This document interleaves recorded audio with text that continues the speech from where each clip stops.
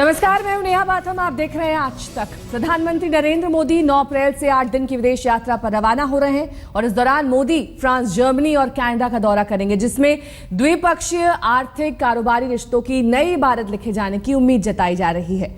बीते 10 महीनों के कार्यकाल में ये मोदी की पहली यूरोप और कनाडा की भी पहली यात्रा होगी।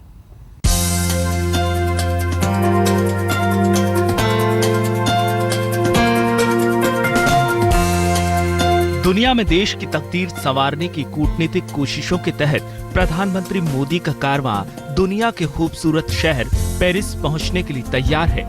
मोदी जब फ्रांस की राजधानी पेरिस पहुंचेंगे तो किसी यूरोपीय देश की ये उनकी पहली यात्रा होगी।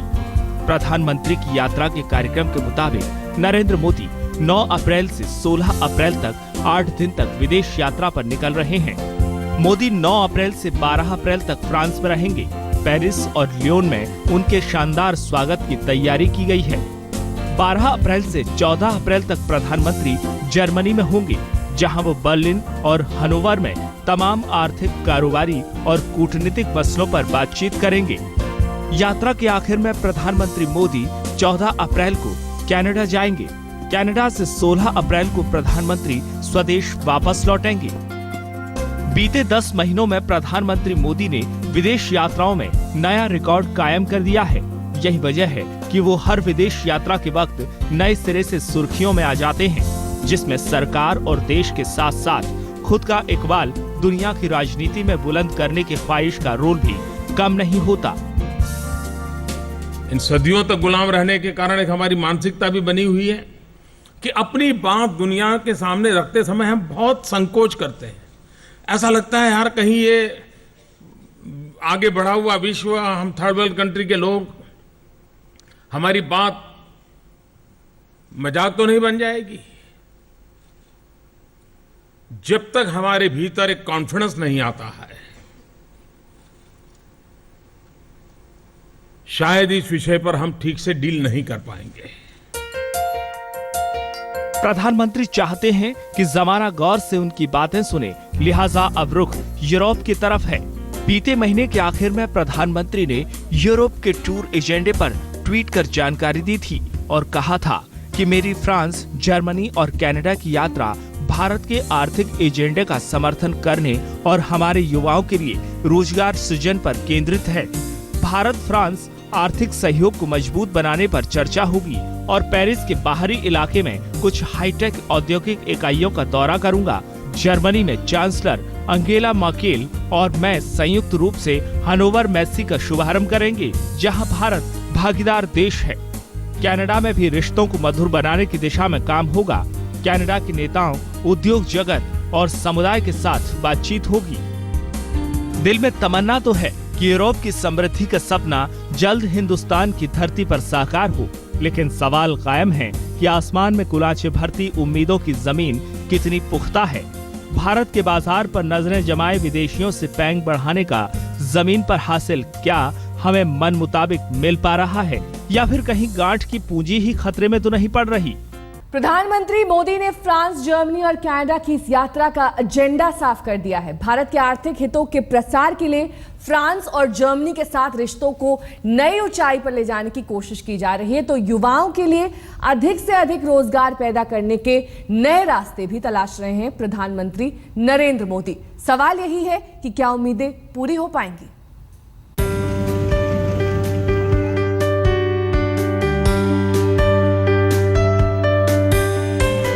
दुनिया जो आज क्लाइमेट के संकट से गुजर रही है, ग्लोबल वार्मिंग के संकट से गुजर रही है, उसको अभी भी रास्ता नहीं मिल रहा है कि कैसे बचा जाए, क्योंकि वो बाहरी प्रयास कर रहे हैं। और मैंने कई बार कहा है कि इन समस्या की जड़ में हम कार्बन एमिशन को रोकने के लिए जो सारे नीति नियम बना रहे हैं, विश्व के अंदर एक बंधनों की दिशा में हम आगे बढ़ रहे हैं, लेकिन हम कोई अपनी लाइफस्टाइल बदलने के लिए तैयार नहीं है। प्रधानमंत्री बनने के बाद बीते 10 महीनों में नरेंद्र मोदी का ये यूरोप का पहला दौरा है, जिसके पहले कसक भी दिल से निकल रही है।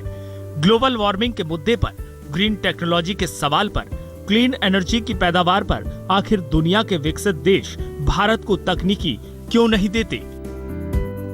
भारत को जो चाहिए, क्या वो हर चीज फ्रांस और जर्मनी के दौरे से हासिल होगी? अहम सवाल है कि कई सालों से अटके 126 राफेल लड़ाकू विमानों के सौदे पर क्या फ्रांस मुहर लगाएगा? फ्रांसीसी कंपनी एरिवा के सहयोग से बनने वाली जैतपुर एटॉमिक पावर प्लांट की प्रौद्योगिकी से जुड़ी अड़चनें क्या दूर होंगी? क्या मॉरिशस के पास ला रेयूनियन द्वीप पर बगैर वीजा भारतीय पर्यटकों की आवाजाही की अनुमति फ्रांस मंजूर करेगा? डिफेंस और न्यूक्लियर एनर्जी के कारोबार में ये सवाल अपनी जगह हैं, लेकिन फ्रांस की ओर से प्रधानमंत्री मोदी की यात्रा के पहले संकेत तो यही हैं कि बड़े समझौते का यकीन ओलांद को भी है और मोदी को भी। मसलन भारत में 400 फ्रेंच कंपनियों की 1000 से ज्यादा इकाइयां काम कर रही हैं। फ्रांस का भारत में सालाना निवेश 1.4 अरब डॉलर है। मोदी की यात्रा के दौरान करीब 1.9 करोड़ डॉलर के नए निवेश का ऐलान हो सकता है। अहम समझौते 100 स्मार्ट सिटी योजना को लेकर हो सकते हैं। प्रधानमंत्री मोदी स्मार्ट सिटी योजना के तहत कई शहरों के बुनियादी ढांचे के विकास में फ्रांस को निवेश की बड़ी सौगात दे सकते हैं। फ्रांस की रेलवे ने Mumbai Ahmedabad high speed railway की अध्ययन रिपोर्ट भारतीय रेलवे को दे दी है। हाई स्पीड रेलवे नेटवर्क पर दोनों देशों के बीच समझौता हो सकता है। रक्षा उत्पादन के लिहाज से मेक इन इंडिया मिशन के तहत कई डिफेंस उत्पादन इकाइयों को भारत में लगाने पर भी समझौता हो सकता है। अंतरिक्ष अनुसंधान, उपग्रह प्रक्षेपण, ग्लोबल वार्मिंग के मुद्दे पर भी दोनों देश नई साझेदारी का ऐलान कर सकते हैं। प्रधानमंत्री के फ्रांस और जर्मनी दौरे के पहले यमन में फंसे भारतीय नागरिकों समेत दुनिया भर के करीब 20 देशों के 200 से ज्यादा नागरिकों की सुरक्षित रिहाई में भारतीय मिशन की कामयाबी ने 4 चांद लगा दिए हैं। खुद फ्रांस और जर्मनी के दर्जनों नागरिकों को भारतीय वायुसेना के विमानों से बाहर निकाला गया। मोदी की यात्रा शुरू होने से पहले फ्रांस और जर्मनी ने भारत के अभियान की तारीफ कर मोदी के दौरे को बेहद खुशनुमा बना दिया है। 12 अप्रैल को नरेंद्र मोदी जर्मनी के हैनोवर शहर में जर्मन चांसलर एंजेला मर्केल के साथ इंडस्ट्रियल ट्रेड फेयर हैनोवर मैसे महोत्सव का उद्घाटन करेंगे। हैनोवर में प्रधानमंत्री के सम्मान में रात्रि भोज भी रखा गया है। इसके बाद मोदी बर्लिन में चांसलर एंजेला मर्केल के साथ मेक इन इंडिया के तहत बुनियादी ढांचे, सस्ते मकान, ग्रीन एनर्जी और नमामि गंगे मिशन में जर्मनी की भागीदारी पर अहम बातचीत करेंगे। जर्मनी की कंपनियों को मेक इन इंडिया मिशन से जोड़ने के तमाम नए प्रस्तावों पर भी बातचीत में दस्तखत होने की उम्मीद है। गौरतलब है कि यूरोपीय देशों में जर्मनी भारत का सबसे बड़ा कारोबारी साझेदार देश है, जिसकी 1000 से ज्यादा कंपनियां इंजीनियरिंग और ऑटोमोबाइल समेत तमाम बिजनेस में भारत में सफलता के साथ काम कर रही हैं। हालांकि जर्मनी के साथ बेहद पुराने रिश्तों में केंद्रीय विद्यालयों में जर्मन भाषा की पढ़ाई के सवाल को लेकर दोनों देशों के रिश्तों में तल्खी भी आई थी, लेकिन अब खुद मोदी लिंक वेस्ट मिशन पर निकल पड़े हैं, तो फिर रिश्तों के बेपटरी होने का सवाल ही अब कहां ठहरता है। आज तक ब्यूरो। बीते 10 महीनों में प्रधानमंत्री मोदी दुनिया के 12 देशों का दौरा कर चुके हैं। शुरुआत पड़ोसी देश भूटान से हुई थी, तो वहीं अमेरिका और ऑस्ट्रेलिया के दौरे में भी मोदी ने ऐसी चमक बिखेरी कि लोग देखते ही रह गए। सवाल यही है कि इन दौरों का अब तक क्या कुछ इन दौरों से हासिल हुआ है।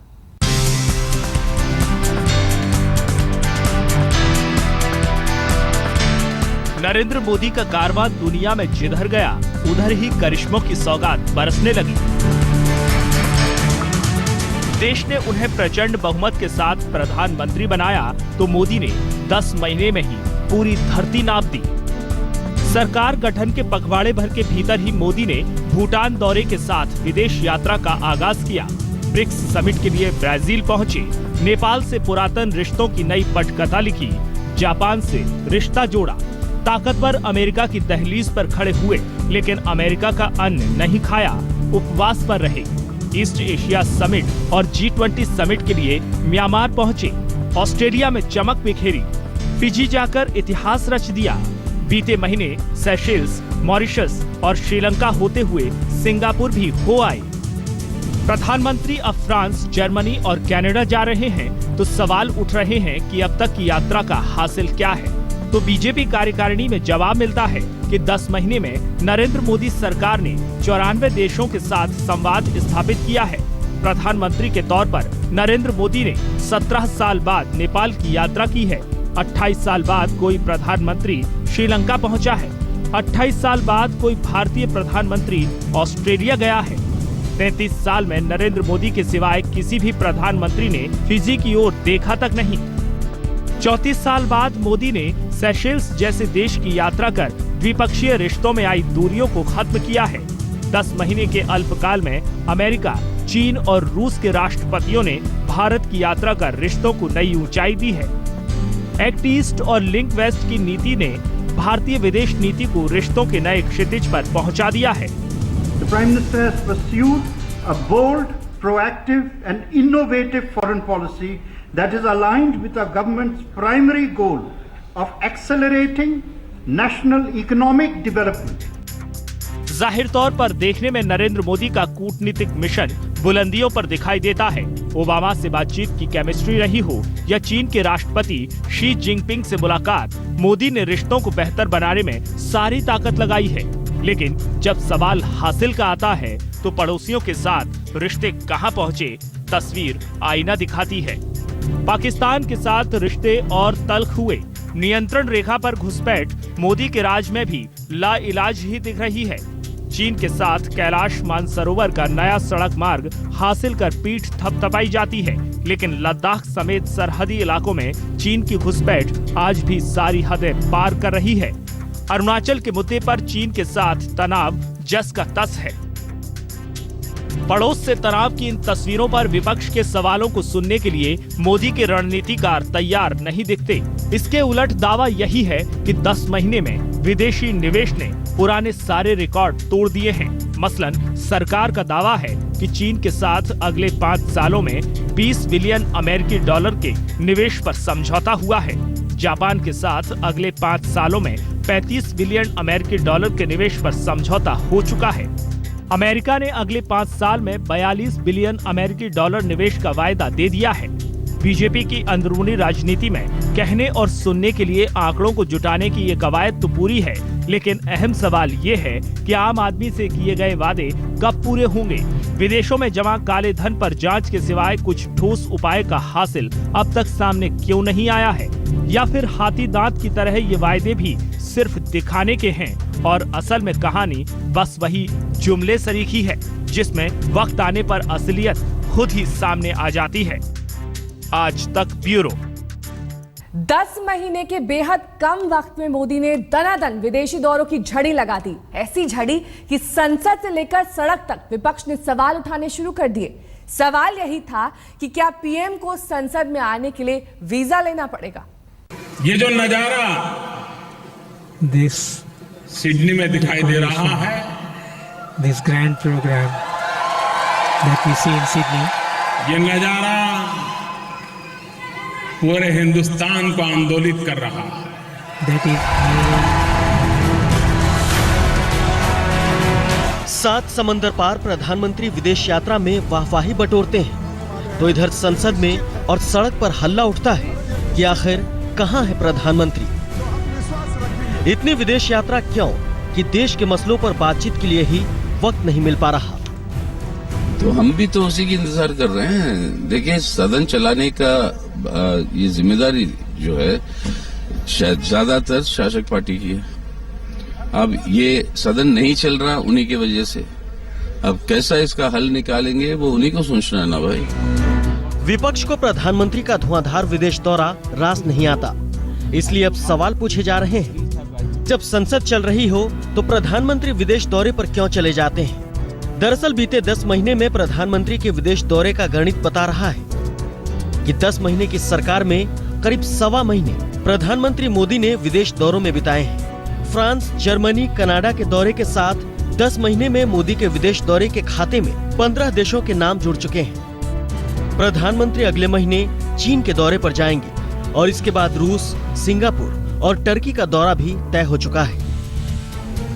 विदेश यात्रा का प्रधानमंत्री का मोह यूं ही नहीं है। बीते 10 महीने में वीजा ऑन अराइवल की नीति को बदलकर प्रधानमंत्री ने विदेशी पर्यटकों के भारत आने का रास्ता भी आसान कर दिया है।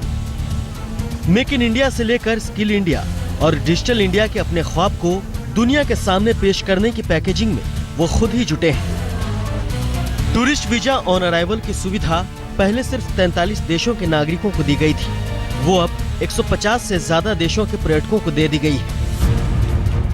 विदेशियों से रिश्ते की पेंग बढ़ाने में मोदी ने रिकॉर्ड तो कायम कर ही लिया है, लेकिन उलझने भी कम नहीं है। जर्मनी, फ्रांस और कनाडा का दौरा करने वाले नरेंद्र मोदी का ब्रसेल्स दौरा आखिर वक्त में टल गया।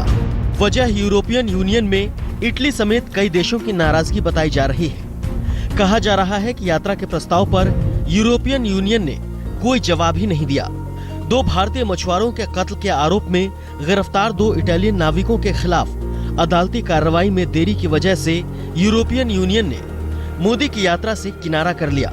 यूरोपियन यूनियन का ये रवैया खुद में मोदी सरकार के लिए किसी चुनौती से कम नहीं। आज तक ब्यूरो।